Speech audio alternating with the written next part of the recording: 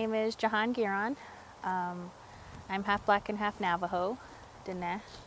And then my clans are Torejini, Bitterwater clan, and Born for Tlachtche, the Red Bottom People clan. And then, of course, African American on my dad's side. I am an enrolled Navajo tribal member. I didn't have to go through any process.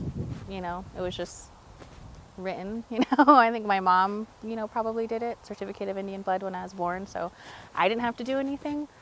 I think for Navajo Nation you have to be 1/4 blood quantum to be an enrolled member of the tribe. So I guess the question of what do I think of blood quantum, I know a lot of Navajo people too who are, or I know Navajo people who are full-blooded Navajo people who don't enroll their kids or themselves because they're kind of rejection of that kind of federal system of keeping track of Native people and Navajo people. So I definitely think that the blood quantum is not what we should be using to determine indigenousness, indigeneity, or Navajo-ness, because it was set up to keep track of how much blood was being weeded out of tribes, with the eventual goal of that tribes would kind of disappear into mainstream society. And I also don't think like what your blood is necessarily determines how Navajo or Native you are. Because I know people too who are like full-blooded Native of a bunch of different tribes, but not enough to enroll in any of them, you know, which is a problem. And then I know a lot of Navajo people who aren't necessarily like concerned with upholding, you know, Navajo values or spirituality or kind of worldview. So I think, you know, but I also know a lot of people who have kind of like been adopted into the tribe even, or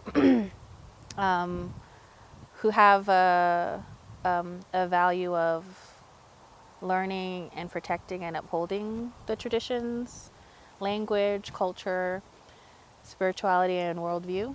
And to me, that's a better measure of Navajo people, because you know, I think after extermination, the whole goal was assimilation into mainstream society. So at one point, if we all just continue to like go along with mainstream society and our, you know, live our lives that way, then what makes us Navajo then? You know, and I think what makes Navajo people Navajo is that they are attached to a place in every way, and it's kind of like maintaining that attachment is important, and I think what a lot of our ancestors fought for. So I mean, I don't think the blood quantum necessarily fits into that wish, but I also believe in something called blood memory too, that like actually having some sort of Navajo blood or whatever blood does give you a spark that you can light inside you to kind of start to connect you to your ancestors or your way of life. So it's kind of like, I'm not saying that blood's not important or doesn't play a role. And then I think for the Navajo tribe, I don't know if you guys have heard about the recent debates that have been going on around language with the Navajo presidential election.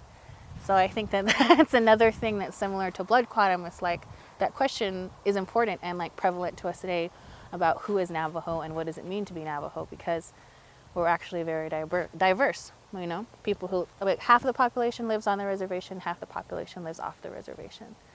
There are, you know, Christian Navajos, there are Mormon Navajos, there are Navajos who are traditional, Navajos who do Native American church, Catholic Navajos, you know, there are Navajos who speak the language, Navajos who don't speak the language. So it's like, it's an important topic is basically what I'm saying. And like, who is Navajo and what does it mean to be Navajo? I feel like is a debate that is about to happen, or a larger discussion that had started to happen and move forward. So to me, it's very interesting. and exciting. So you actually